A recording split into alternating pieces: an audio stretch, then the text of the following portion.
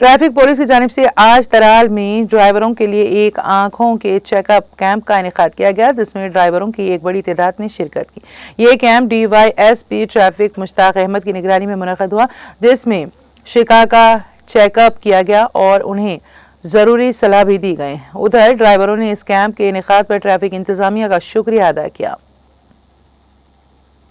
Sir, आज जो traffic police की जानिब से ये आई टेस्टिंग प्रोग्राम त्राल में ऑर्गेनाइज किया गया था, हम बहुत ही शुक्रगुजार है कि आज पहली बार ट्रैफिक पुलिस कश्मीर ने त्राल में ये प्रोग्राम ऑर्गेनाइज किया। तो हम बहुत शुक्रगुजार है जो DSP ट्रैफिक साहब फारूक साहब यहाँ आए थे, उसके भी हम शुक्रगुजार है कि पहली बार कोई शख्सियत यहाँ पे आई और ड्राइवरों से मिली और हमारे ड्राइवर हजरात की आई टेस्टिंग की गई बहुत सारे उनकी। तो और हम यही गुजारिश है कि ये प्रोग्राम जारी वो सारे रहने चाहिए।